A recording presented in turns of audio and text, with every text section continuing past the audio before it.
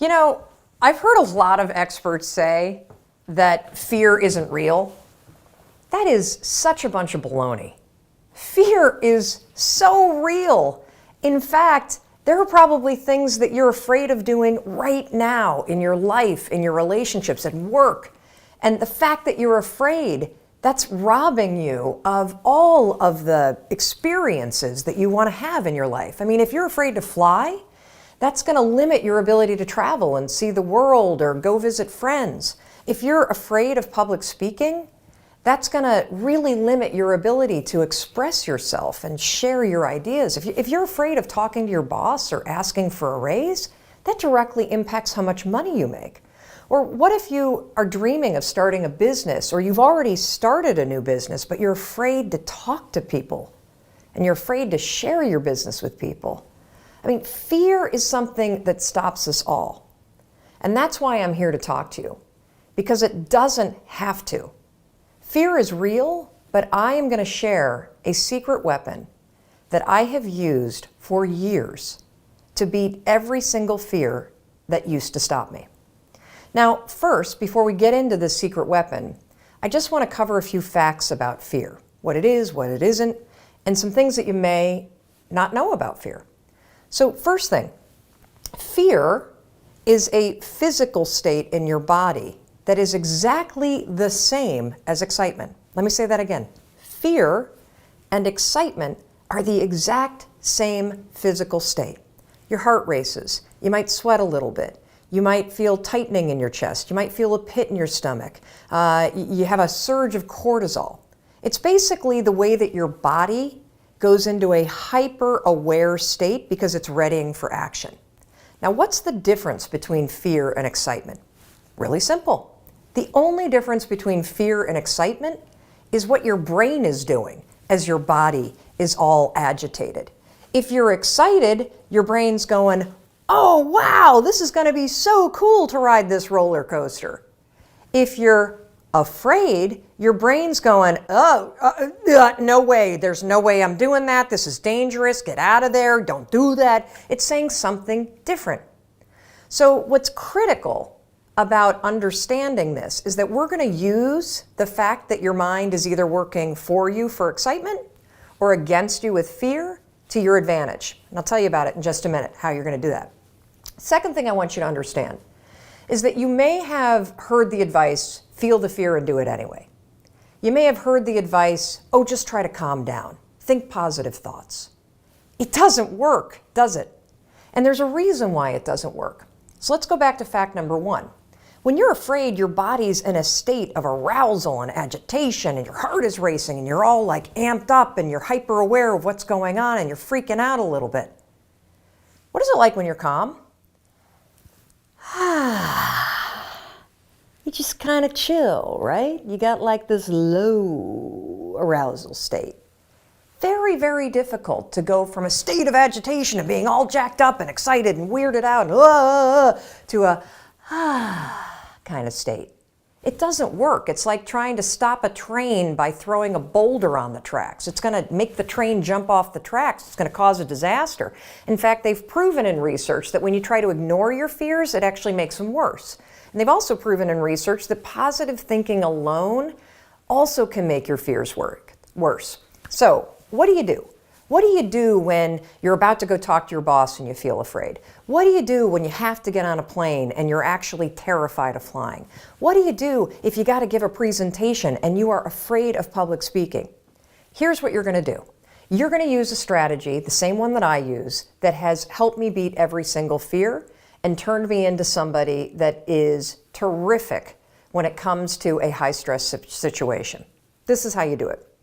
You're going to use my 5-second rule in combination with what I call an anchor thought, and that is going to reframe what your mind is doing so that your mind goes from feeling agitation and making you afraid to reframing it from agitation to excitement. It works like magic. Now, I have used this technique for years, literally for years. And one of the ways that I want to introduce you to it is I want to take you backstage. I want to take you backstage to a speech that I delivered this year. And what you're going to see is you're going to see me behind, the major set. I'm about to walk out. You can kind of hear the crowd roaring. My introductory video is playing. My body is in a state of arousal. I am literally, my heart is racing, my arms are sweating. Like you're going to see this. I'm going to tell you about it.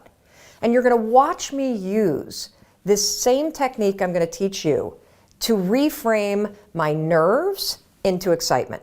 Check this out. All right, I'm about to go on stage. There are 7,000 people out there, and it's so exciting because what they don't know is they're about to learn the 5-second rule, and their lives will never be the same again. Now, I gotta tell you, my heart is racing, my armpits are sweating. I have the exact same physiological feeling as when I'm afraid, but I'm not afraid. I'm excited. Excitement and fear is the exact same thing in your body. It's just what your brain calls it. Here's a trick that's proven by science that I use every time I speak. When I start to sweat, when I start to have butterflies, when I start to have my heart race, I say, I'm excited. I'm excited to get out there. I'm excited to talk to these people. I'm excited to share the 5-second rule. And what that does is it sends a message to my brain that tells my brain why my body's all agitated and excited. And that way, I don't feel afraid. Remember, excitement and fear, exact same thing in your body. The only difference is what your brain calls it. Go get them. Now, I want to give you one more example, just to make sure that you really get how you can use this. So a lot of you have written to me about your fear of flying, and I can really relate to that fear because I used to have the exact same fear. But I use this same strategy to conquer it. Here's how you're going to do it. So first things first, if you've got to do something that really makes you nervous or that you're afraid to do, before you're about to do it, come up with an anchor thought. What's an anchor thought? Well, an anchor thought is something that's going to anchor you so that you don't escalate any situation into a full-blown panic attack or into a situation where you screw things up. It's a way for you to anchor yourself so you maintain control over what you're thinking and how you behave. So here's an example with flying. It's important when you're creating an anchor thought to pick something that is in the proper context of what you're afraid to do. So for flying, pick an anchor thought that has to do with the trip that you're taking. So if I'm boarding a plane to fly back home to Michigan, an anchor thought might be a picture in my mind of my mom and I walking on the shores of Lake Michigan where I grew up.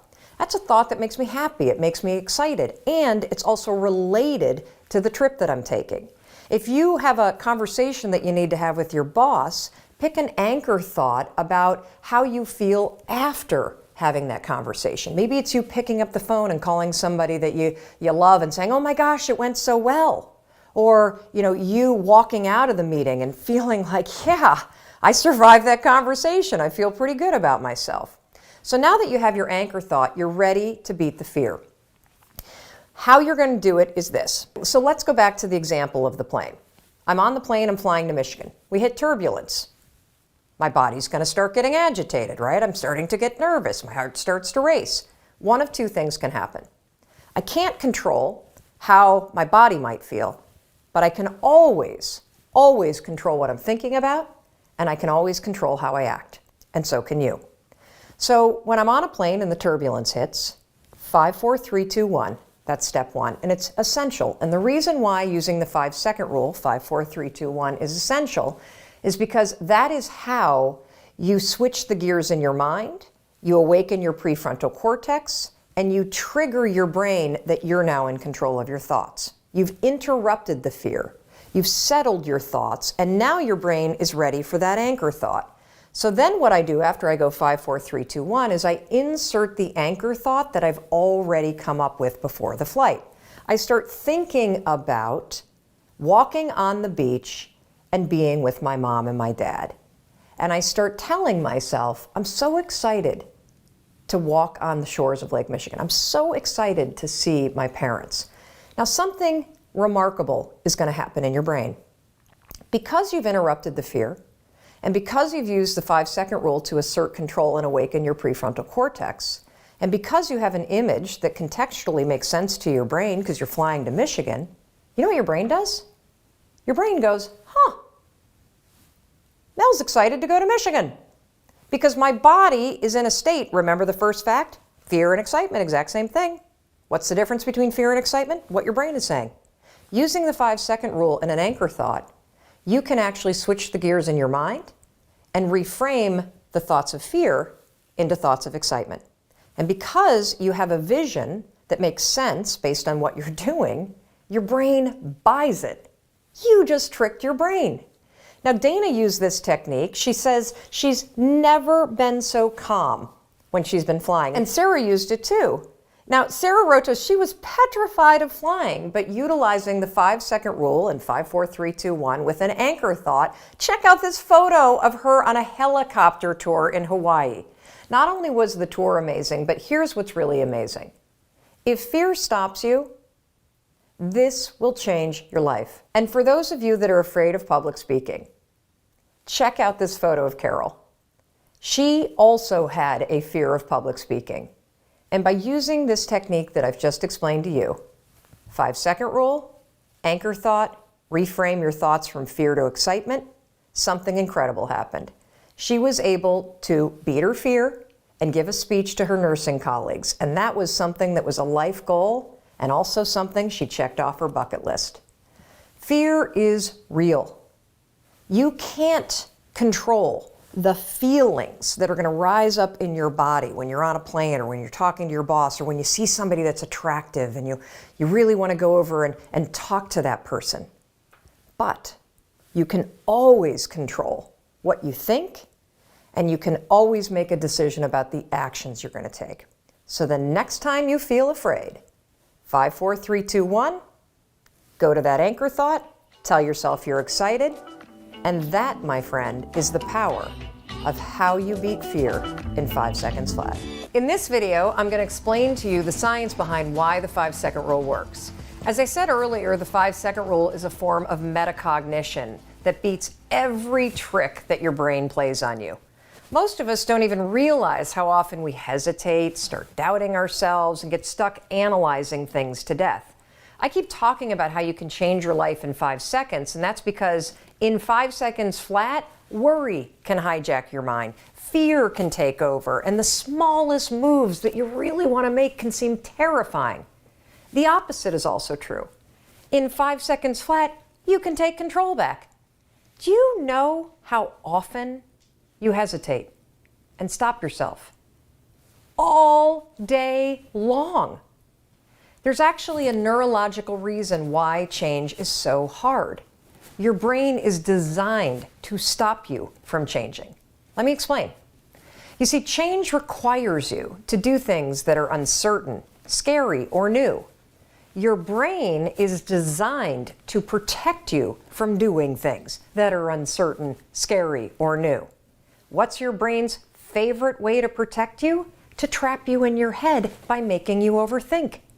I've studied and interviewed the leading researchers in psychology and human behavior, and what they've taught me is that the moment you want to change, break a habit, or do something hard or scary, and you hesitate, your brain goes to work to stop you.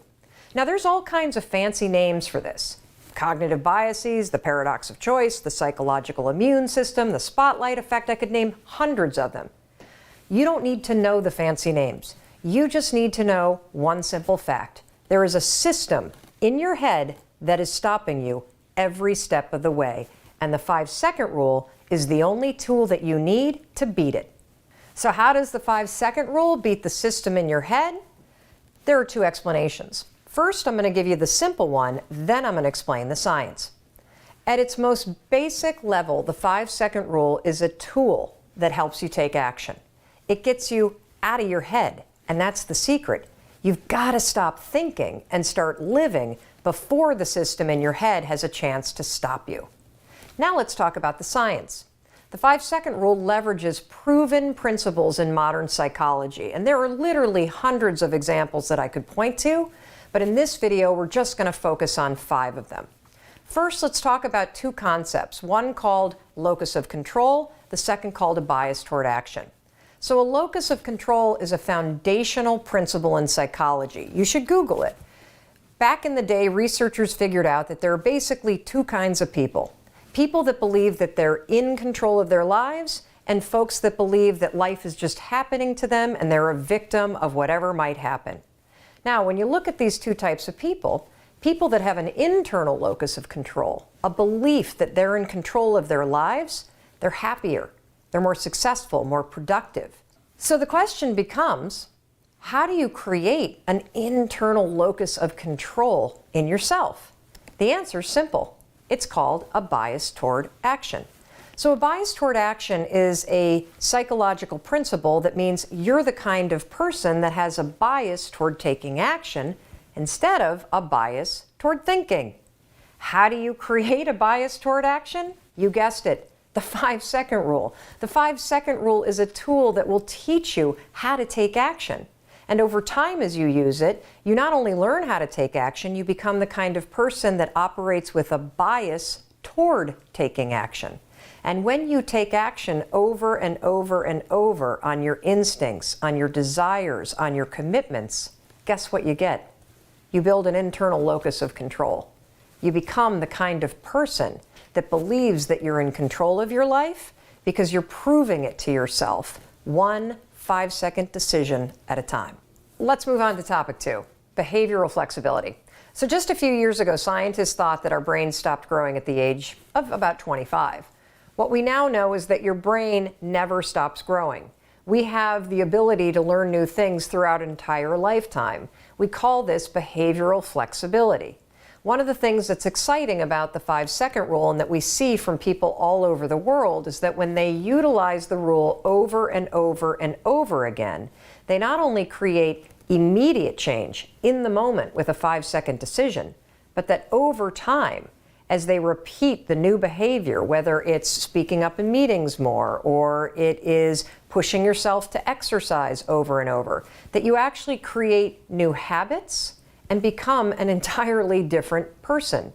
This is what your brain is designed to do in terms of its neural pathways and the way that new neural pathways can develop. Every time you use the 5-second rule and 5, 4, 3, 2, 1, activate your prefrontal cortex and shift your behavior, you are not only creating immediate behavior change, over the long run, thanks to behavioral flexibility, you're creating lasting behavior change. The third principle is do good, be good. Now, this is a principle that I first learned about from legendary psychological researcher and University of Virginia professor Timothy Wilson. Basically, it means that you can't think your way to being happier or better. You actually got to do something. Now, this do good, be good philosophy dates all the way back to Aristotle, and it's based on the belief and now the proven technique that in order to change, you can't think your way to being more positive. You've got to do things, you got to act, and then your mind will follow. What is the 5-second rule? It's a tool that will help you stop thinking and start doing. Do good, be good, and then your mind will follow. The fourth principle, and that's the golden rule of habits. Now, I could spend 2 or 3 hours just talking about habit research, and whether you read Charles Duhigg's best-selling book or Gretchen Rubin's book on habits, or you watch a number of TED Talks, all researchers believe that habits come down to one golden rule, and that's this. You can never change the things that trigger you. You can't control your urges or how you might feel, but you can always choose how you behave. If you want to break a habit, once you have a habit, it's always going to be encoded in your brain. The only way that you can break it is to replace it with new behavior. There's also something in the research around habits called a starting ritual. A starting ritual is a repeated behavior that you adopt in order to trigger a new habit. The 5-second rule is so incredibly powerful when it comes to breaking old habits and adopting new ones because, number one, the 5-second rule and counting backwards, 5, 4, 3, 2, 1, is a starting ritual. It will interrupt the old behavior pattern and it will trigger a new one. The 5-second rule over time, and this is really cool, actually becomes the new pattern of behavior. Instead of stopping yourself with self-doubt or blowing things off or overeating, you have a new pattern of behavior. You catch yourself. you gain control. You have confidence. 5, 4, 3, 2, 1, and you do the thing that you know you want to do. And finally, the principle called activation energy. Now, activation energy is something that was first introduced into the field of human behavior and psychology several decades ago by a rock star professor at the University of Chicago that studied a state of flow. His name was Mihai Csikszentmihalyi, and he was one of the first really to study human behavior, human performance, and he coined this term activation energy. He actually borrowed it from chemistry. And it's a term that describes this phenomenon. In order to start any kind of chemical reaction, it takes a tremendous amount of energy to create that initial spark. A lot more energy to start it than to keep it going. There's a direct correlation to you and me. Have you ever noticed how hard it is to just get started? How hard it is to get to the gym? How hard it is to get out of bed? How hard it is to put down the bottle when you go to pour a second drink and you know you shouldn't? That feeling, how hard it is to get started, this is what Mihai's talking about. You need activation energy to start the chain, to start to sit down, to start to get out of bed, to start to walk out the door. That's the key to creating any kind of change. This activation energy inside of you that causes the initial boom. And then what do we hear over time? Once you start, there's a chain reaction, and that allows you to keep going. So what's this have to do with the 5-second rule? Freaking everything. The 5-second rule creates activation energy in you. The 5-second rule is how you activate change inside of you. It is a tool. When you start counting 5, 4, 3, 2, 1, you awaken your prefrontal cortex. You begin the process of changing. You push yourself in a new direction. That first push, that's going to be the hardest. Once you get moving, it gets so much easier. So those are just 5 psychological, scientific principles that explain the power of the 5-second rule. Personally, while the science is really interesting, I'm actually more inspired by the hundreds of thousands of people that we've heard from around the world, just like you and me, that are using this rule, not based on science, but using it in their lives and seeing remarkable results. The science explains it, but you're going to be absolutely amazed at what happens when you actually start to use this simple and powerful tool. You're not only going to blow up the system in your head and the tricks that your brain uses to stop you right now, you're going to shake up your entire life. I'm going to be talking to you about the connection between worrying and anxiety, and how it is critical if you want to quiet your anxiety, if you want to stop worrying, if you want to get control over what you're thinking about. It's going to begin with a habit that you have, that somebody else trained you, that you've gotten really good at this habit. And you know what the habit is? It's the habit of worrying. We all do it. We're all guilty of it. We're all guilty of, sorry, let me just move that a little bit. We're all guilty of worrying about things that are beyond our control, worrying about things that doesn't matter, worrying about things that we shouldn't care about. Sorry, I've got the streaming lights anymore. Hold on, let me just ask Mandy a question.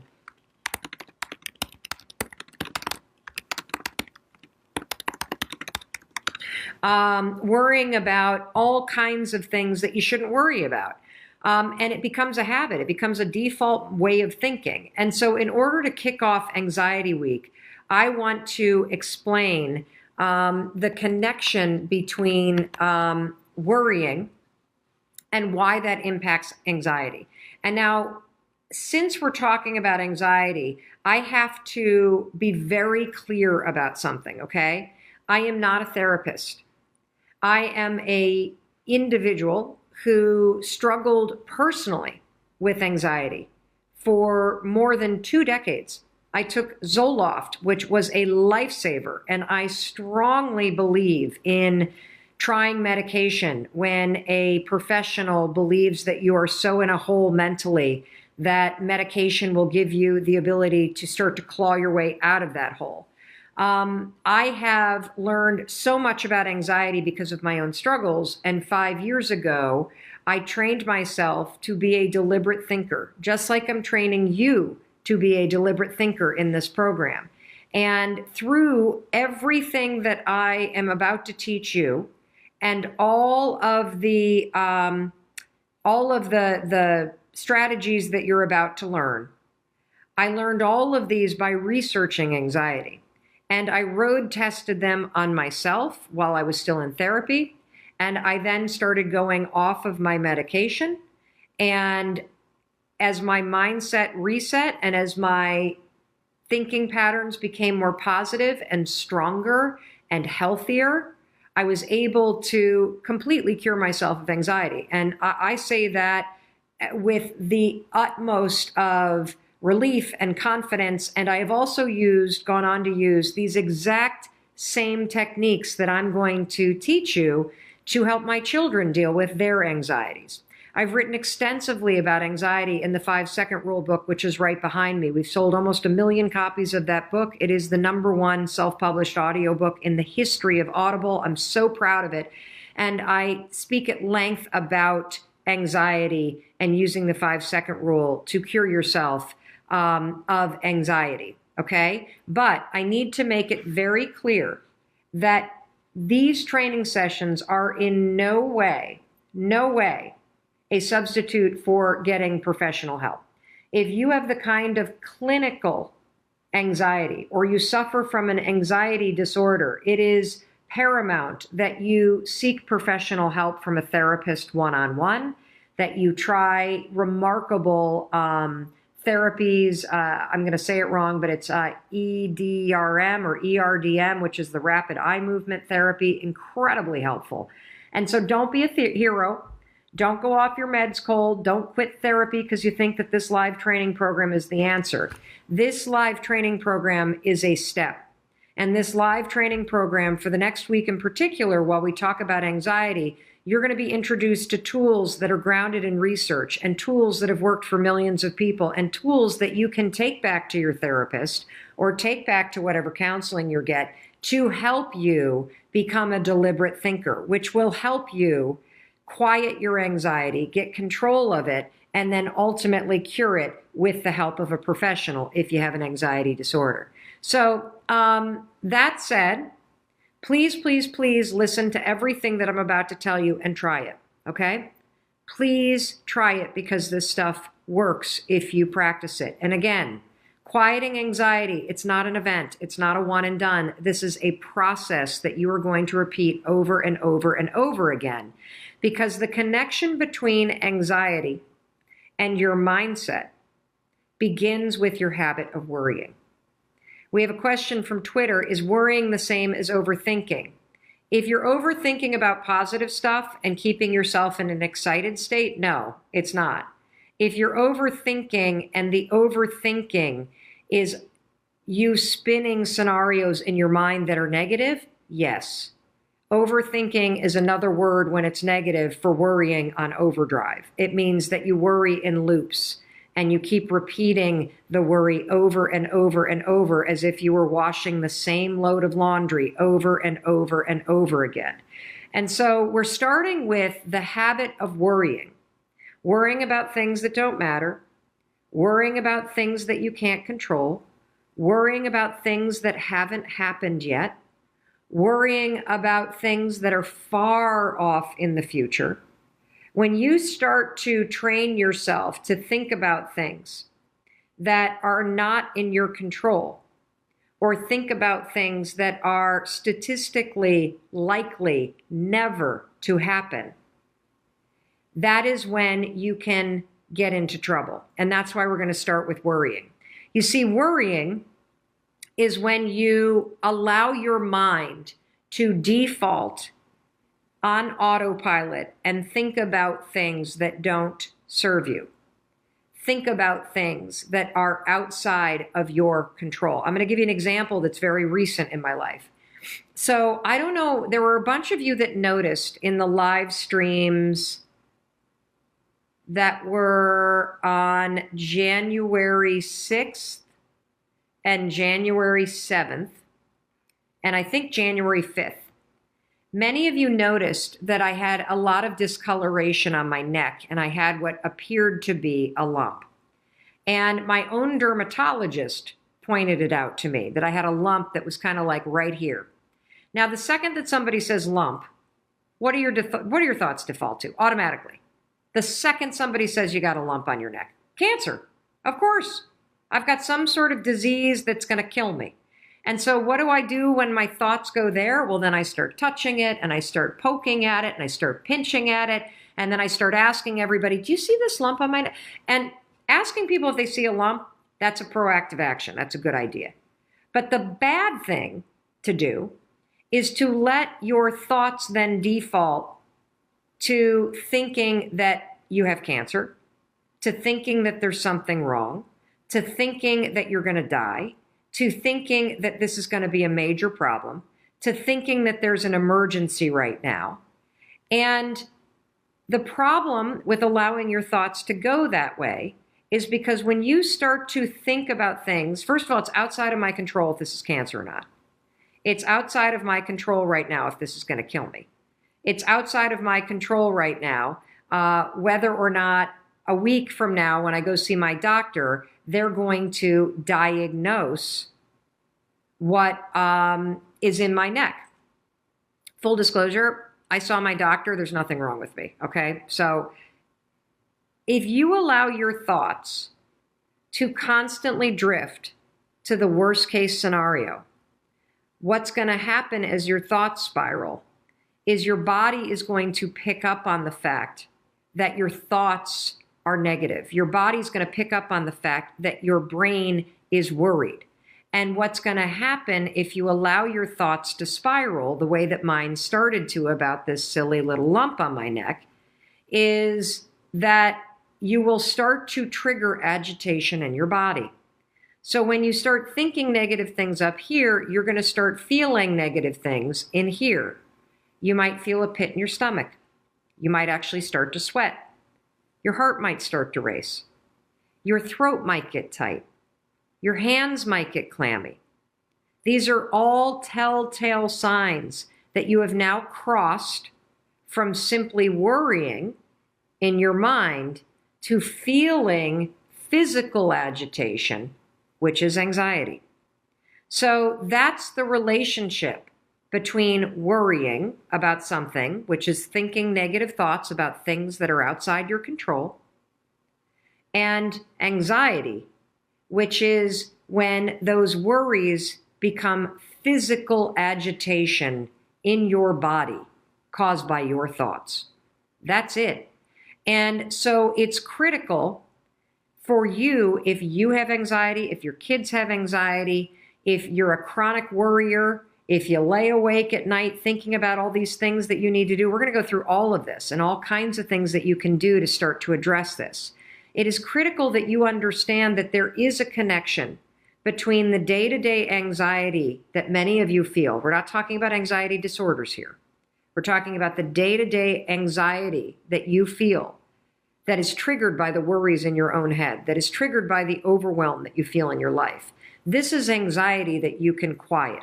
This is anxiety that you can get control of, because this form of anxiety is all triggered by your habit of worrying about things beyond your control. Worrying about whether or not your boss is going to snap at you. Worrying about whether or not your spouse is going to be in a bad mood when you walk in. Worrying about things that you can't necessarily control. And so here's the thing that you want to do. When you have a worry, for example, being worried about a lump in your neck is a good thing, because it'll get you to take action. So the second that I confirmed and I looked at the screenshots that many of you sent me and I checked it out in the mirror, that I had a little something right here, I made an appointment with my doctor. And then you know what I did for the rest of the week? I practiced the tools that we've already covered in videos 1 through 11.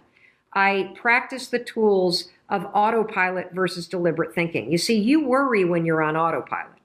When you direct your thoughts and you're deliberate, you're now in control of what you're doing. And if you don't know what I'm talking about, go to Mindset Reset, the playlist on YouTube, on our YouTube channel. And on video number 2 is all about autopilot versus deliberate thinking. So I would catch myself when I'd start to think about the lump. And I would go, nope, I'm not going to worry about that because I can't control it. I'll find out on my doctor's appointment if there's anything that I need to be concerned about. Until then, I'm going to not think about that. I'm going to think about this.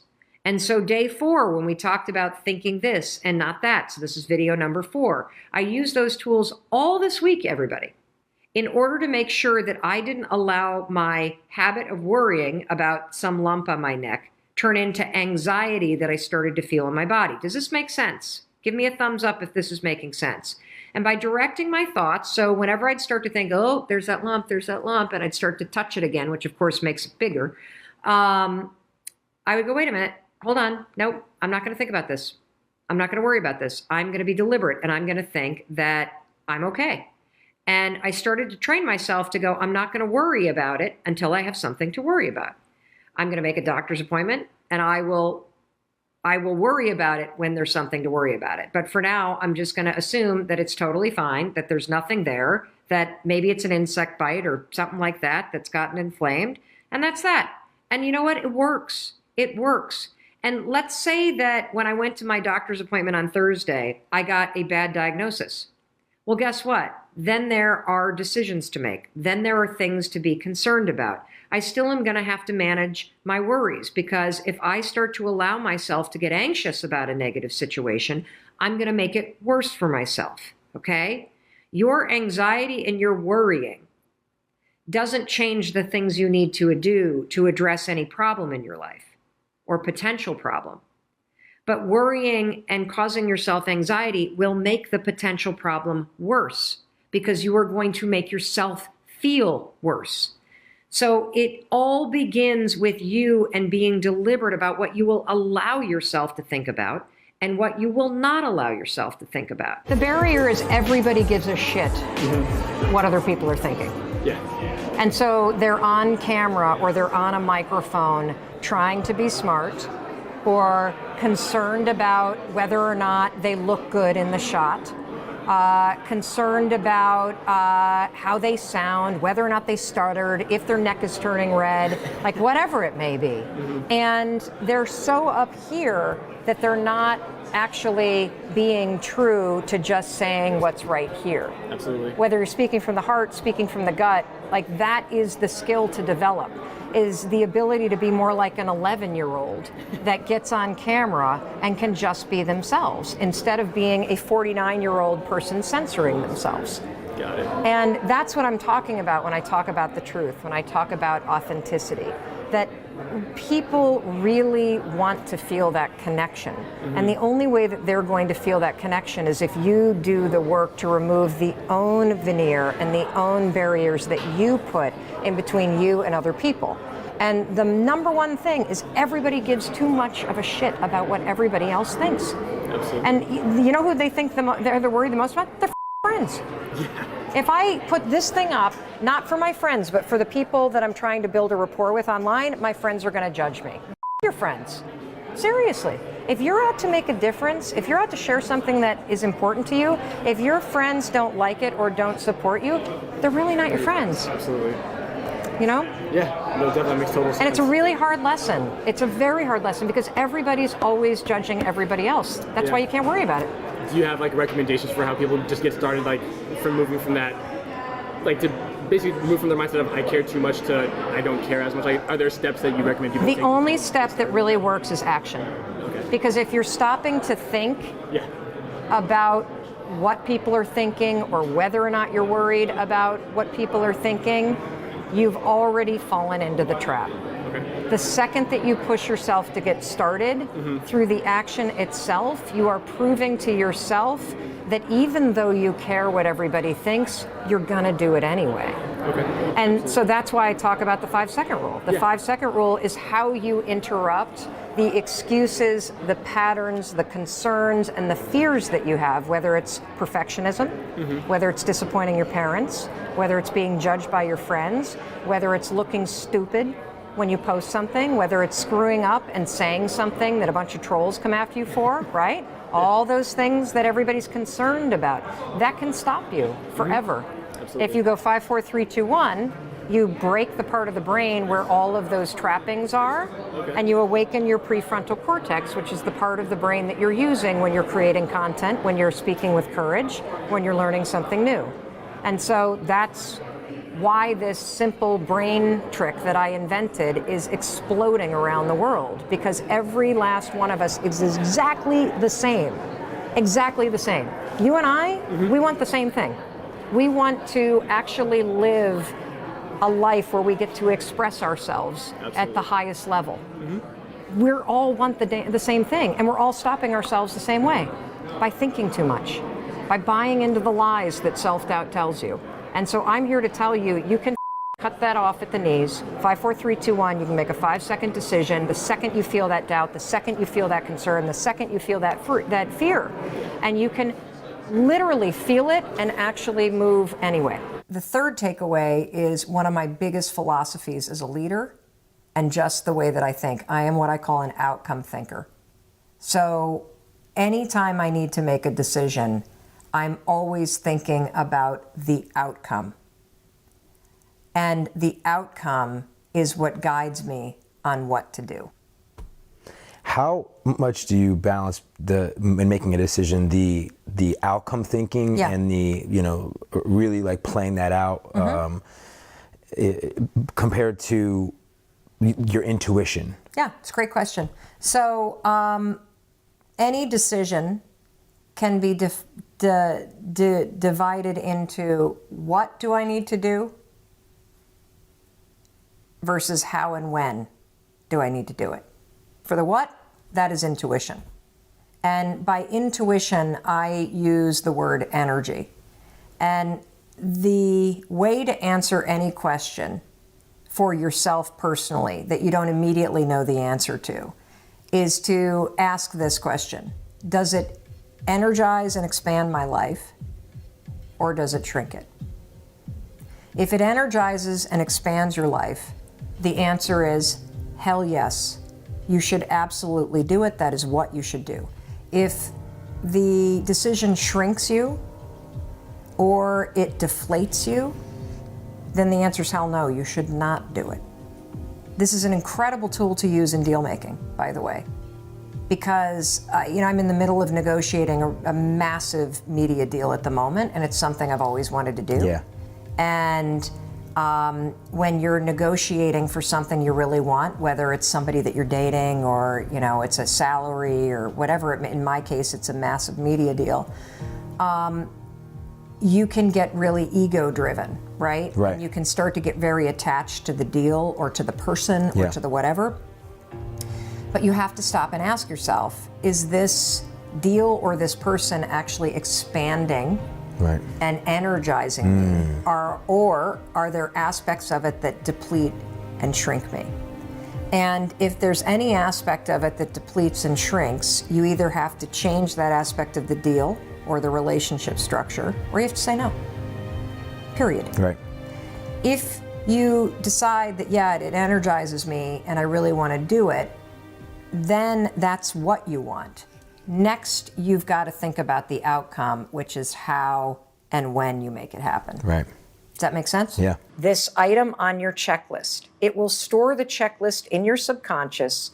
It's encoded in your RAS, and your mind is now on the alert to spot things related to it. The way that you make yourself feel like something is important is your nervous system goes on alert while you're thinking about it. You're either super excited about something, oh, this is super important, or this is the trauma effect. You go on alert and you have something really bad happen, which is why things continue to bring it up throughout the rest of your life. So when you understand that if something's important to you, your filter will change in real time how you see the fucking world. You now know how to change your brain to work for you. And looking for hearts is the way I'm going to prove to you that this happens. I want to give you one other example because everybody's experienced this. If you've ever gone shopping for a new car or you've dreamt about having a new car, what happens immediately when you get excited about that new car is your mind goes, Zygon effect. Oops, okay, Tom wants the new Bronco. That's cool. So what do you see now? You see Broncos everywhere. Now, they were always there, but your mind is letting them in because the Zygon effect is now made it on a checklist. It's changed the RAS. And so I am going to prove to you that it is unbelievably cool that you can change the way that you view the world by looking for heart-shaped objects. So tomorrow when you wake up, you're going to start your day by high-fiving yourself in the mirror. I want you to examine what the resistance about, because you're going to start to then be able to unpack what's holding you back. Then you're going to go out in the world and just tell your mind, I want to see a heart today. Look for a rock, look for a leaf, look in your latte. Is there a little shape there? Is there an oil stain on the floor? And when you see one, stop and go, shit, there's a scavenger hunt. I never would have seen that before. Thank you, brain. Now your brain's like, woo, more hearts. You will start to see hearts everywhere. And when you can start to train your brain and realize, whoa, this is actually a cool thing. This is high-fiving your mind. When you can see hearts, you can now go, wait a minute. If I can change what I see based on what I tell it, maybe if I got serious about not constantly saying I'm a failure, I wouldn't attach that or see it everywhere. Maybe if I got serious about saying I can figure anything out, this is happening for a reason, instead of I'm fucked. You say, okay, I'm going to learn something with this. It changes the way your brain filters everything. And this is such an important piece to the book because we've all had the experience where you love somebody deeply and you see all their incredible attributes and all they see is failure, or all they see is the weight that they can't lose. And it doesn't matter what you say. It doesn't matter what kind of pep talk or support you give them. Your loved one still only sees what they hate about themselves. Blame the filter in your brain. You have been bitching about your appearance or the weight on your scale, the fact that you're a failure for so long, your brain believes it's important to you to see reasons why this is true. And one of the things I got to say about this, and everything in the book, is the tools are simple, Tom. But it's super important to say, just because you change and start celebrating yourself, it's not going to make the weight disappear suddenly. It doesn't change the number on the scale overnight. What it changes is you. And that changes your ability to deal with the problems and the issues you want to change in your life. You have some really counterintuitive ideas, bold stances on things, which I found incredibly interesting. One of them is jealousy. And that not to just reject that stuff offhand, but that there's actually information carried in those strong emotions. Jealousy is one of the most powerful directional signals on the planet. Because you're only jealous of people that are doing things or have things that you actually want. It's impossible to be fake jealous. Whatever you're jealous of is hitting something deeply personal. Fucking pay attention to it. Instead of stewing in it, go, oh, flip it. That's interesting. I wonder why I'm jealous. What is it about it? Oh, it's that they're doing it consistently. It's that they've built a team. It's that they've aligned their work together so that they're spending more time together. How could I take those things that I'm really now really inspired by and take action and go get them in my life? Because the thing about jealousy is, it's just your inspiration that's blocked. Jealousy is sort of the insecurity that you have that blocks this inspiration. I guarantee you, back to the Uber driver, he's jealous of all the other actors earning Oscars because he's so inspired by the thought of doing that in his own life. But his insecurity is blocking action. His fear is blocking action. So instead of it being inspiration, it shows up as jealousy. And I'm here to tell you, the second you feel jealousy, frickin' whoop, stop. Okay, let's unpack that. What exactly is it about it?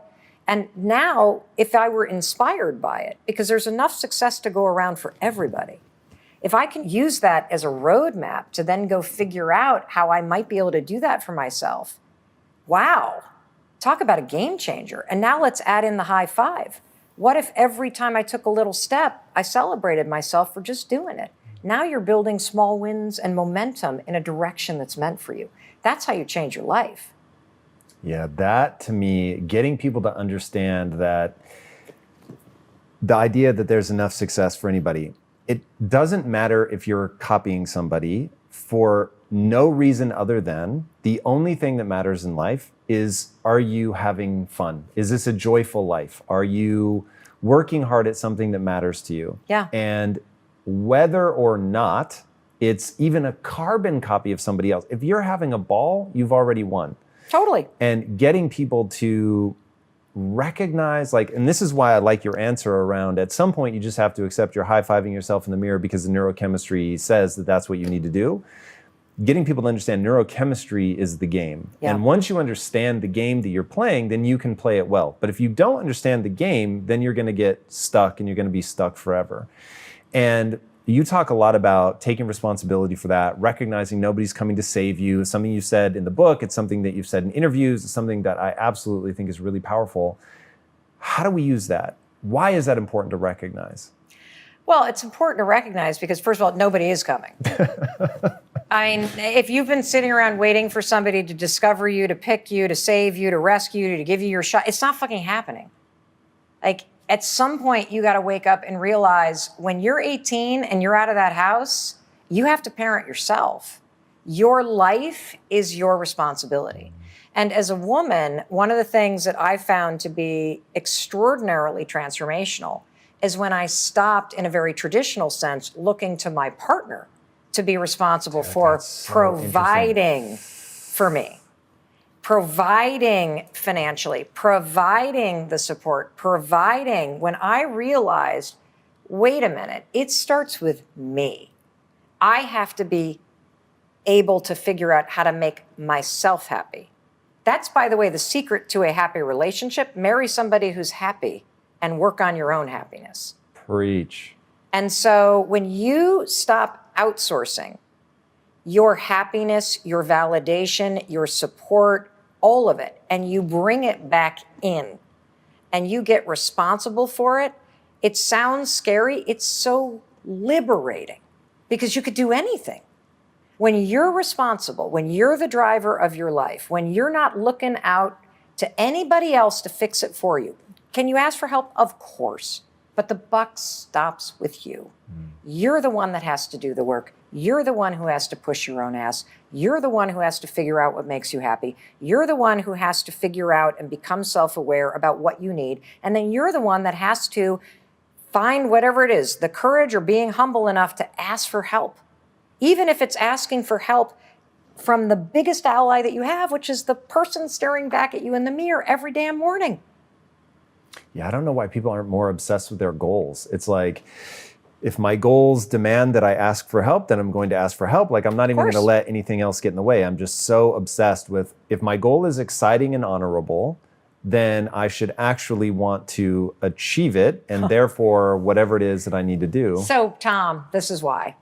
And this comes back to what has made me really sad and deeply moved by the kinds of things that people are sharing. Most people aren't obsessed with their goals because they don't believe they're worthy of them. It's easy to dream about what you want, but in between where you are and what you want, there's a tremendous amount of stuff you got to change and do. And if you have a lot of trauma in your background, or you were raised by somebody who beat the shit out of you or told you were a piece of shit, or if you've had to deal with microaggressions or racist, discriminatory, systematic crap your entire life, you have been given the message over and over and over, even though it's not true, that you don't deserve it, that there's something wrong with you. And if you don't, at some point, be defiant against what the world or your caregivers or your past experience has pounded into your brain incorrectly, unfairly, you will forever be stuck with that story. You are not responsible for what happened to you. You survived what happened to you. But you do have a responsibility to heal yourself and to do the work to change so that you can be the happy, fulfilled person that you were born to be. Yeah, that's really powerful because it's the only thing that works. And, thinking about so many people have just immense things that have happened that have been unfair. And as you said, they didn't do anything to deserve it. But now what? Now you're there, you've got the trauma, and no one can heal it for you. There's a name for it. I think it's called the pedestrian problem. It's like, imagine that you get hit by a car and the driver was drunk. And let's say that the driver was Bill Gates. And let's say that you win a settlement. But if the damage that happened to your body can't be fixed with all the money in the world, and you just have to do physical therapy, then it's like, even though it is unfair that you have to do the physical therapy, there is no amount of money that you can throw at it that will stop you from having to suffer to build yourself back up. And I think a lot of people either fall prey to trap number one, which is they don't think they're worthy, or they fall prey to trap number two, which is it's so unfair they just don't take action. Right. But they're nonetheless in the situation that they're in. And if the whole punchline to life is neurochemistry and feeling joyful and being excited about who you are when you're by yourself, then it's like, well, you have to do the work, even if it isn't fair. And that to me, especially if it isn't. Why because especially? There's two kinds of prisons that you can sentence yourself to or be sentenced to, right? One is all the physical shit you're talking about, the circumstances of your life, the circumstances of your body, the circumstances that are unfair. And then there is the mental prison, and that's the one you're in control of. So people can do all kinds of shit to you, and you can be born into situations that are not fair, they're not safe, they're cruel, it's unfair, you didn't deserve it. But the real power that you always have is how you react to it mentally. I'm not saying put lipstick on a pig and ignore the very real problems you're facing. I'm saying it begins with your mental attitude about your own ability to face it and to survive it and to move past it. That's what I'm saying. Because without that, like, let's go back to the woman in the domestic violence shelter who's had the shit beaten out of her by partners, who has immense emotional trauma stored in her nervous system, stored in the neurochemistry of her brain. She has an extraordinary amount of hurdles to get through in her life to heal, to be safe, to break patterns that are associated with the trauma that she's experienced as a child, the trauma that she experienced in romantic relationships, the physical abuse. She has issues related to poverty. Can a human being survive those things and change? Of course they can.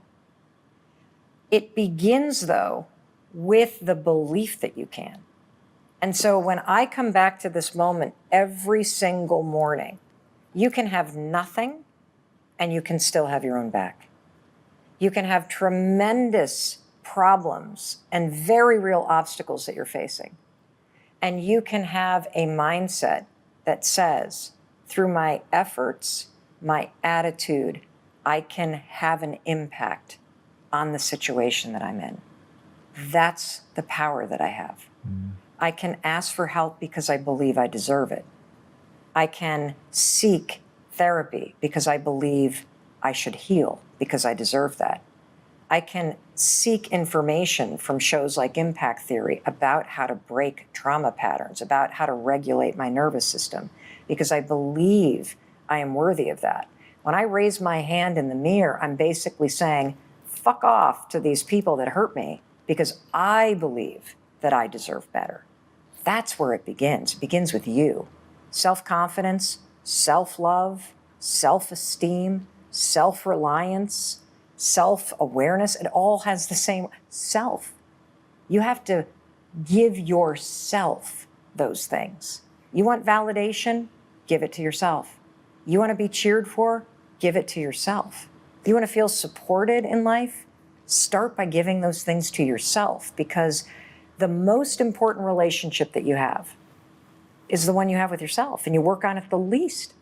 It's the foundation of every relationship you have. And so I believe that there are simple things you can do, from looking at hearts, which doesn't solve your problems. It proves to you that it's possible to change the way your brain works. That's why I want you to do it. It's not going to take away poverty. It's not going to make you lose 100 pounds. It's going to prove to you that, shit, you do have power over the way your mind works. And when you get crafty about training your brain, you can do really cool shit. And when your attitude is optimistic, based on research, we know that you will work harder and keep going because you believe that it makes a difference. It begins with these simple things. As many of you know, I struggle with ADD and anxiety and mild dyslexia. I've got a whole casserole of neurological stuff going on over here. But I've been recently getting a ton of questions about ADD, and so I wanted to address them. Stephanie, for example, wrote, Mel, I've heard in a couple of your videos that you have ADD. When did you become aware of it? What are the positive effects? In what ways has it held you back? And what are strategies that you use to cope with it? Stephanie, thank you for asking. So when did I become aware that I had ADD? Believe it or not, I'm 49 years old. I only became aware of it 2 years ago. When I was 47 years old, I was diagnosed with ADD. And here's a funny story. I remember right after I was diagnosed, my 10-year-old son, he had a pediatrician appointment, and ironically, we were going through all this testing for ADHD for him. And when the test came back positive that Oakley has ADHD, I kind of smiled and said to our pediatrician, well, I know who he gets it from, Mark. I was just diagnosed with ADD. And he looked at me and said, Mel, you were just diagnosed? What do you mean? I said, yeah, I just found out like a month ago. He looked at me dead in the eye, you guys, and he said, I've known you for 16 years. You are textbook for having ADD. And I looked back at him, I'm like, Mark, why the hell didn't you tell me? And he said, because I'm not your doctor. And I assumed you were already being treated. When I was diagnosed, it was a bit of a surprise, because I don't know about you, but when I heard the term ADD, what came to mind for me was a 8-year-old little boy who can't sit still in his chair in school. I didn't really know that ADD is something that affects girls and also affects women. Now, when I dug into the research on ADD, you might be surprised to learn that ADD, ADHD, it affects men and women in equal numbers. There's a whole group of psychiatrists and psychologists who have been studying ADD, and they have discovered that there is a lost generation of women just like me. So if you happen to be a woman and you feel disorganized or forgetful or easily distracted or scattered, guess what? You might actually have ADD, and you should probably go talk to your doctor about it. Now, I'm not a doctor, so I can't diagnose you. I can just share with you what my experience is. You see, I assumed if you're 47 years old and you're smart and you're successful, there's no way in hell you have ADD, right? Actually, yes, you can be smart and successful and still struggle with ADD just like I do. For a very long time, the American Psychiatric Association defined the standards for ADD based on how it manifested in little boys. And when girls have ADD and ADHD, it looks really different. They're not bouncing around in their chair, they're daydreaming. They're having a hard time following instructions, and they're really disorganized. And what happens is a lot of girls go undiagnosed, and then that spirals into anxiety and depression. Why? Well, because if you have ADD and you're not successful with treating it, or you don't have strategies to cope with it, you tend to start to beat yourself up. You tend to start to make yourself wrong for being so disorganized. You tend to start to feel a little hopeless over your ability to get things done. And that spirals. And that's exactly what happened for me. You see, I was diagnosed with anxiety when I was 21 years old. Boom, right there in that lost generation of women. We missed the diagnosis of ADD in me. Instead, it turned into anxiety and depression, and that became the primary thing that I struggled with. Now, meanwhile, the ADD was underneath there untreated the entire time. When I got diagnosed at the age of 47 with ADD, it was so surprising and so empowering, because I finally had a way to explain something about the way that my mind works that made a hell of a lot of sense. I also found the compassion that I needed for myself so that I could stop beating myself up and actually just accept the fact that I have a neurological condition that makes me disorganized, forgetful, easily distracted, and sometimes scattered.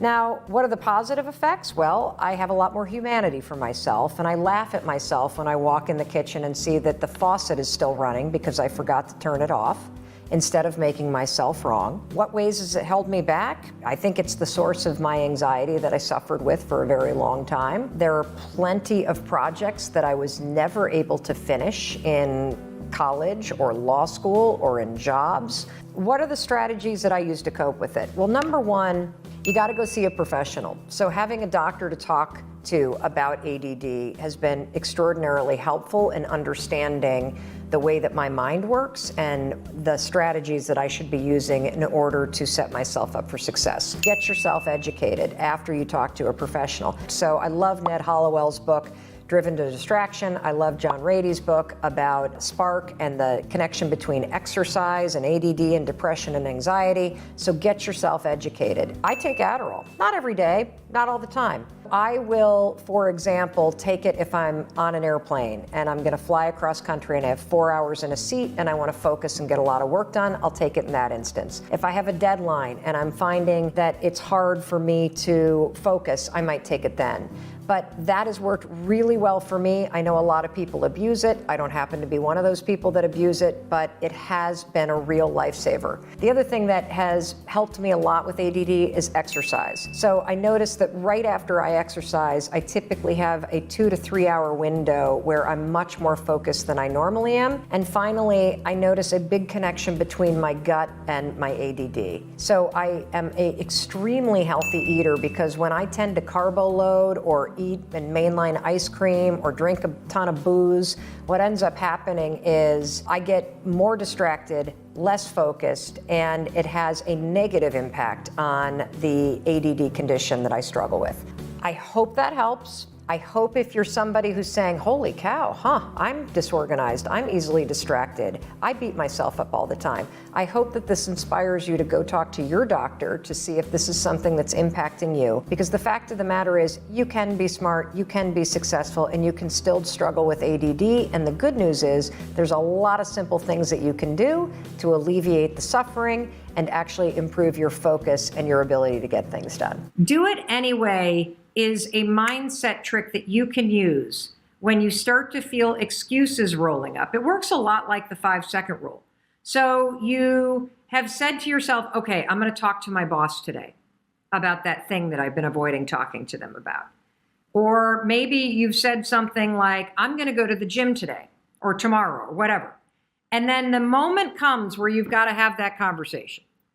Or the moment comes where it's time to pack up your bag and leave your desk and go to the gym. And what always happens? You don't feel like it. I bet there are plenty of you watching that have made a commitment that, I'm not going to have a drink tonight. And then guess what happens when you get home? You don't feel like not drinking. You feel like having a drink. And so here's what do it anyway has done for me. The idea that I just do it anyway has pushed me to realize and to recognize that there are a lot of moments where there are things in my life that I really want to do, I need to do, I should do, but when the moment comes, I don't feel like it. And so I pull out this idea of, you know what, I'm just going to do it anyway. It's raining outside. I said I would go for a short run. I don't feel like it. I'm going to do it anyway. It's 6 o'clock in the morning. I'm tired. It's cold. I laid out my yoga clothes, but now I don't feel like it. What do? I do it anyway. When you start to say to yourself, I'm going to do it anyway, what happens is something really cool. You acknowledge that there are feelings that you have that are trying to swoop in and hijack you. You acknowledge them and you basically say, guess what?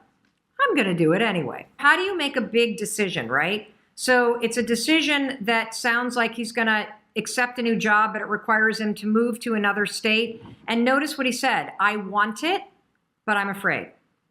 This is the perfect question for right now because you would actually use do it anyway. You see, the thing about the way to make decisions, this is my decision-making tool. I don't think we haven't covered it yet in this, but for those of you that have followed me for a while, you know that I have this decision-making tool. In fact, we talked about it in the journaling method. So in the journaling method, if you go back to videos 9, 10, and 11, and if you look at the journaling method that we talk to you about, and look, I want to tell you something. I'm not asking you to buy this. In fact, please don't buy the 5-second journal. We don't have any more in stock. They're sold out around the globe. We'll print more. Do not buy this. I'm not doing this training to ask you to buy anything. I'm showing you this because for those of you that don't have the journaling method in front of you, if you go to 5secondjournal.com, 5secondjournal.com, if you go to 5secondjournal.com, what you will find is a ton of free templates that will show you the journaling method for free. You don't ever have to buy that. I'm telling you not to buy it. I want to be very clear. The reason why we're doing these trainings is not to get you to buy something, okay? It's to help you learn how to reset your mind. So back to the question. The opening thing in the journal, do I have one that's open here? Because then I can, well, I'll just open this one. The opening thing in the journal is a fuel gauge that has you tune in, and this is going to get to decision making, that has you tune in to how you are feeling energy-wise every morning. And so let me show you what that looks like in case you haven't seen those videos yet. So you see this little fuel gauge right here. Oh, can you see it on Instagram, Oak? Am I holding it up? Yeah, just like not that one. Yeah, there you go. Okay, there you go.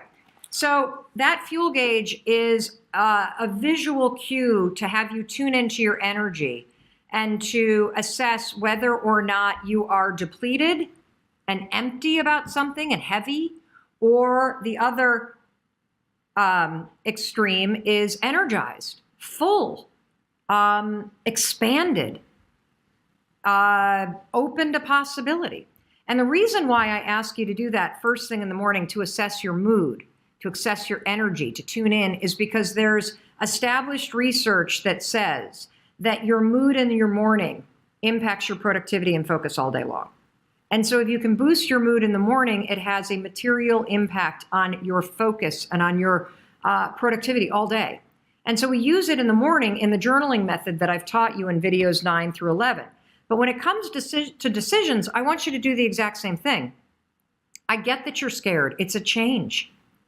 I would be kind of surprised if you weren't a little nervous about doing something awesome, like moving to a new state and starting a new job and all the possibilities that come in with it. So if you're trying to make a decision, do I do this thing that's scary or not? What you do is tune inward and really assess, how do you feel about it? When you think about yourself living in this new place and having this new job and all the possibility and growth that comes with it, do you feel dead and depleted and stuck? Or do you feel energized and alive and full of possibility? You see, if the decision is something that will expand your future, that will create possibility, that will make you grow, then it is 1,000% something that you must do. And you must do it even though you're afraid. And the fear is a very normal thing. And the fear is there because you're about to do something new. But do not use the fear to talk yourself out of making a decision that actually is grounded in growth and possibility and energizing you.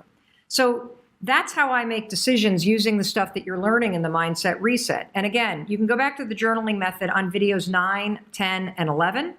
But if you have a big decision to make and you notice that you're afraid, or you notice that you're stuck up here, go in and ask yourself, does the decision deplete me, make me stuck, make me feel dead, make me feel heavy? Or does the decision, even though it scares me, even though it's hard, is there something about it that expands possibility and opens up my life and will give me an opportunity to grow? If you're in this camp, the answer is heck yes. If you're in the dead camp and the hell no. The do it anyway thing, I do it every morning. Because here's the deal about me, you guys. I hate exercising. I hate it. Yeah, you do. I do. I hate it, but I should say it this way. I hate going. I hate getting dressed for it. I hate driving there, but I love how I feel when I've done it. I love it. And so do it anyway has helped me get through the front resistance, the part that I hate. And it helps me get there. And once I'm there, I absolutely don't necessarily love the exercise, but when I'm done, I love how I feel. And so that's how I use do it anyway, okay? Every day I use do it anyway because it works so powerfully for me to push my excuses aside and to actually take care of my body, which is a very important thing in terms of my commitment, in terms of my desire to really enjoy my life fully. But I never, ever, ever, I'm never the kind of person that wakes up and goes, yeah, let's go exercise. I'm never the kind of person that is driving there going, I'm so excited to do this. I'm never the kind of person walking in that's even like, yes, I'm so glad I made it. I dread it usually all the way through it. Sometimes I half enjoy it while I'm there, but mostly I dread it. But by the time it's over, I frigging love the fact that I went. I cannot wait to bring on fitness coach Peter, who is losing his motivation over in Ireland. So let's see what he has to say right now. Hello there, Mel, team, and the phenomenal community of Stay Connected. My name is Peter, and I'm dialing in from the Republic of Ireland. And I've got this question based on today's live stream topic, positivity. I'm a fitness coach, and I feel like I've been inspiring, motivating, teaching how to deal with different obstacles, my clients, my family.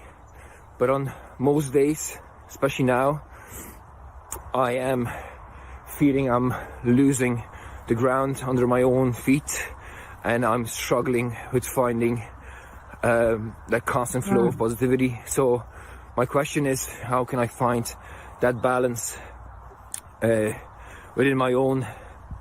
So thanks very much for everything you do. Stay blessed, stay well. Thank you again.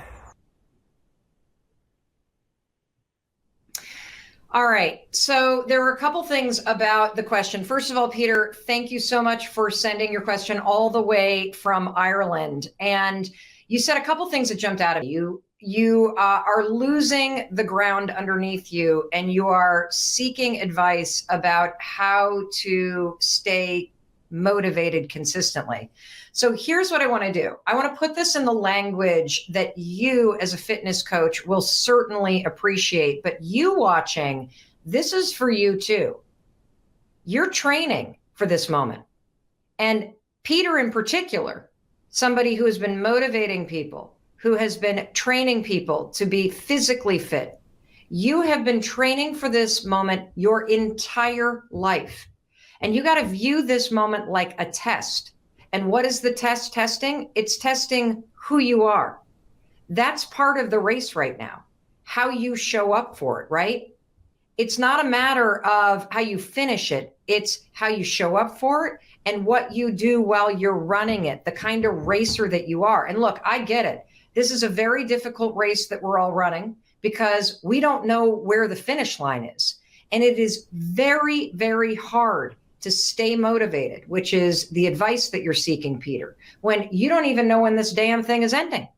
This is the part of the race. I've run 4 marathons. Don't everybody gasp. I mean, it was nothing to brag about. I mean, I finished them, which is something to brag about, but it's not like I won the damn thing. But this is the point in time when you're running a race, when you said you're losing ground. What that means is you're starting to slow down.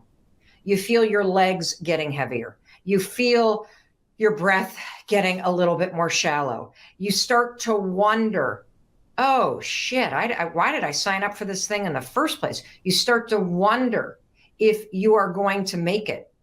And so here's what I'm going to tell you, Peter.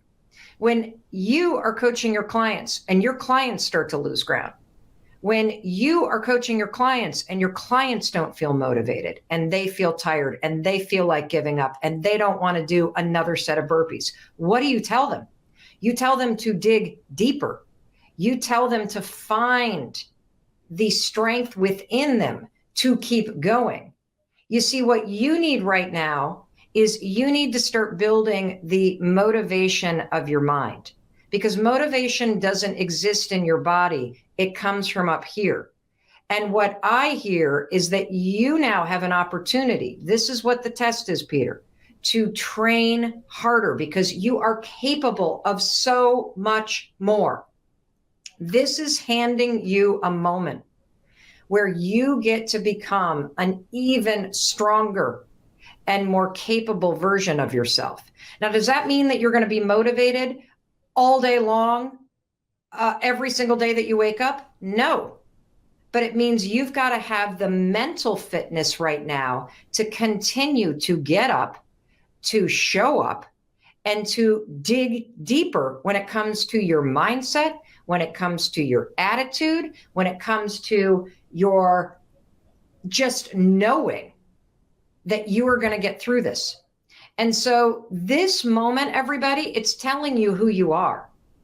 It's telling you whether or not you're the kind of person that shows up to a challenge and you're pissed off, or you're sad, or you feel depressed, or you feel despair, or you feel all of these things that start to take you down the drain of negativity. And what I'm here to tell you is that you are built for this moment. You may not feel like it. You may feel sad. Those are all normal feelings. You may feel negative. It's very easy to do. You may start to feel a little bit of despair. That's going to come and go. But this is where the test of this race that we're currently running lies. When those feelings rise up and you start losing ground and you start feeling like you're not going to make it to the finish line and you start feeling unmotivated, can you dig deeper and remind yourself that you were built for this moment? Because one of the things that I know is that when the shit is hitting the fan, I guarantee you there are people in your life that are looking to you. There are people in your life, whether it's clients or colleagues or family members, that are looking to you right now. You know what that tells me? That you're the kind of person that people rely on. And now is the moment in time in the race that we're all running where you got to teach yourself to rely on yourself. How do you do that? How do you build the muscle of the mind? It's very simple. Very simple. I didn't say easy. I said simple. The steps are very simple. To win this race and to build strength in this muscle right up here, you got to focus on the shit you can control. And that is what you do with your body and what you do with your mind. And the one thing that has made a huge difference in me, because you can see that I am showing up as a very different Mel Robbins than I've been the last couple of weeks. The last couple of weeks, I have been losing the race. I've been going up and down. I've been doing my best to stay positive, but I am now back in the race. I have now found my ground and found my footing. And it comes in focusing on what you can control. And you know what you can control? There's only one thing. It's what are you doing to make this day the best day that you can do? What are you doing to master this day today? Fuck tomorrow. Forget about next week. Forget about what's happening this summer. This is a race that will be won by those of you who are the ability to focus on today and making today amazing. And so you know what I did today? Today, I did something I haven't done since the beginning of this quarantine. I got up an hour earlier than I normally do. Why?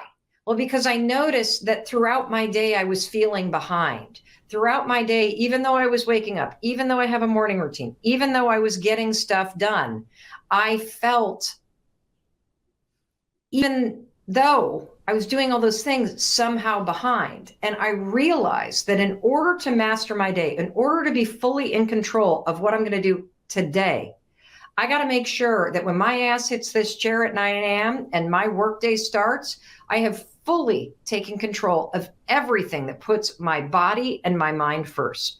And when I was honest with myself, about why I was losing ground and why I wasn't feeling motivated and why I was starting to feel my own energy cycle down, it was because I was not taking the time in the morning to give myself the mental prep and training and the physical prep and training so that I could make this day, today, April 14th, with everything that I got.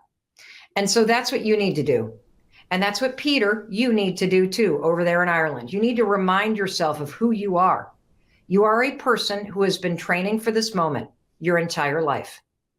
This is a race where you do not see the finish line, which means you have got to focus on today. You have got to focus on what you can control.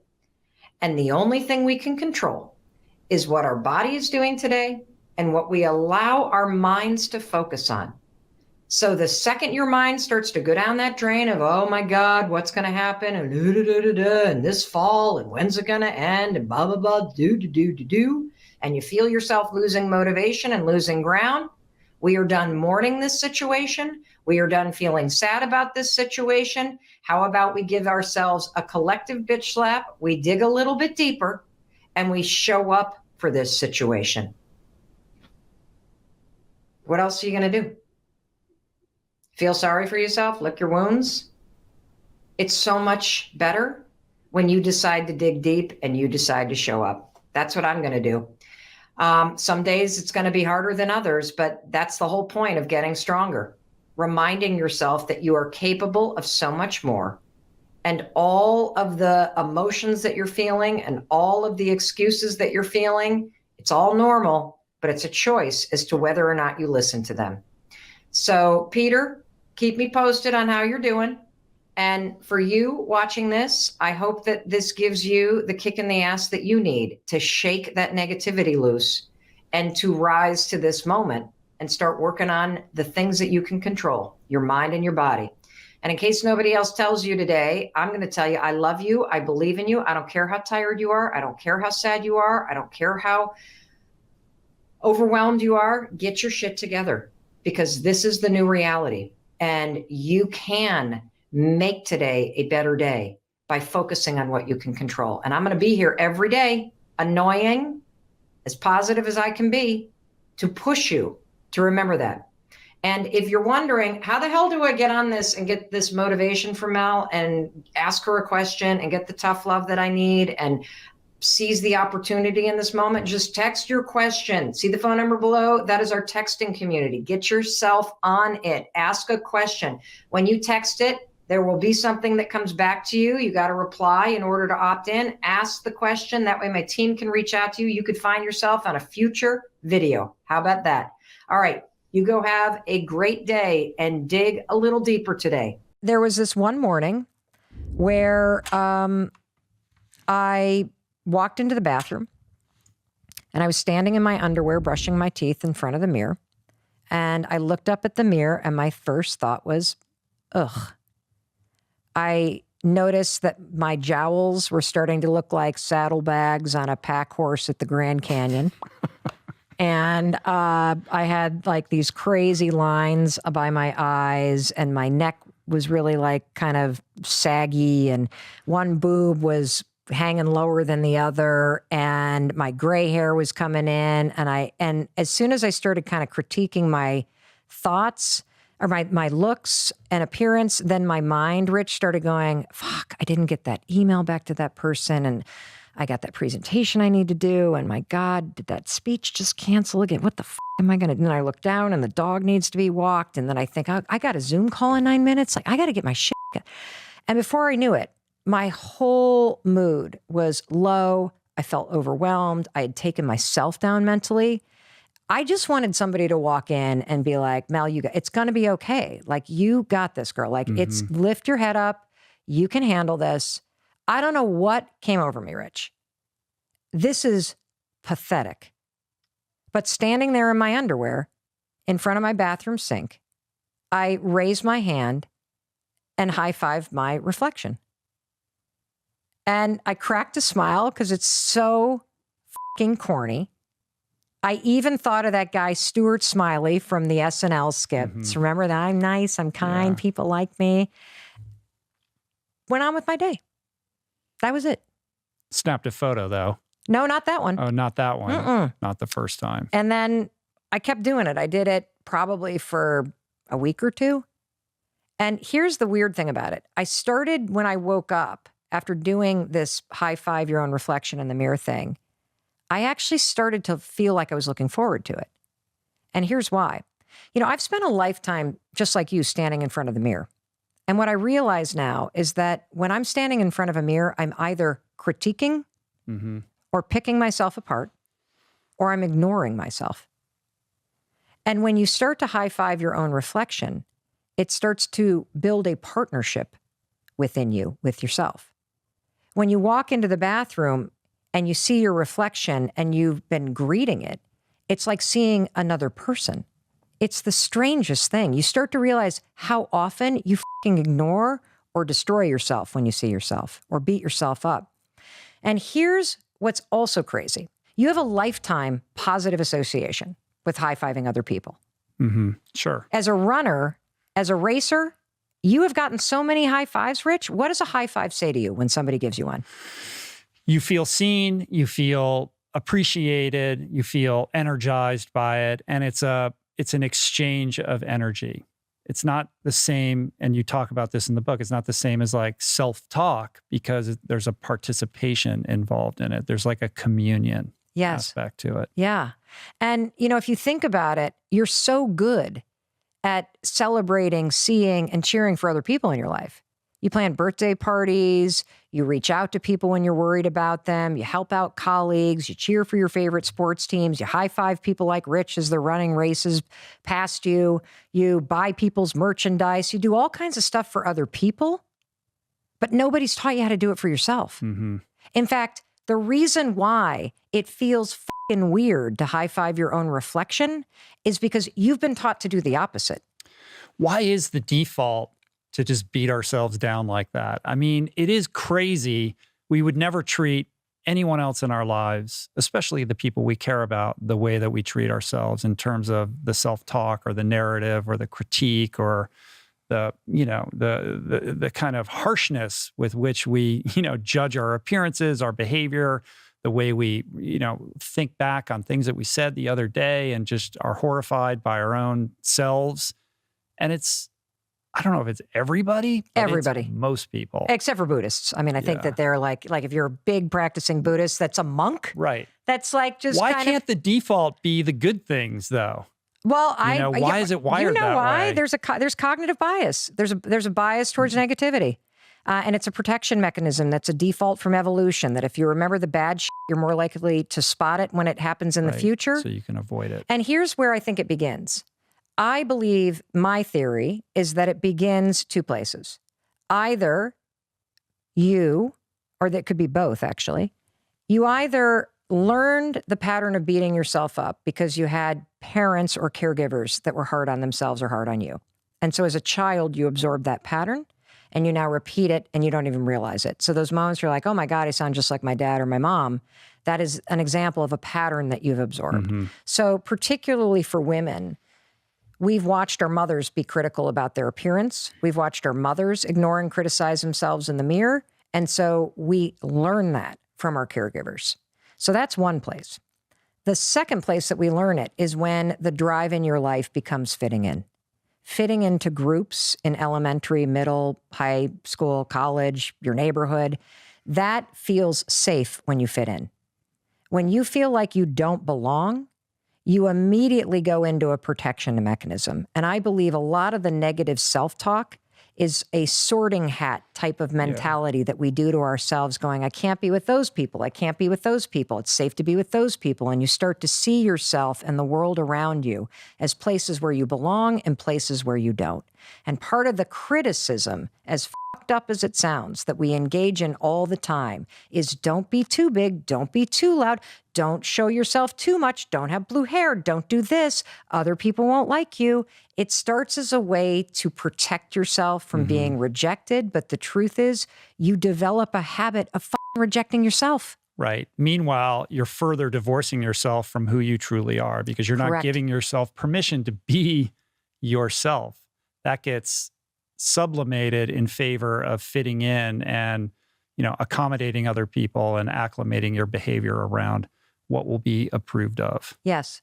So for me, I have clearly a lifetime of beating myself up and tearing myself down and regretting decisions that I made. And in the middle of stumbling through life, instead of being like, it's going to be okay, it's going to be okay, being like, you're really fucked up now, Mel.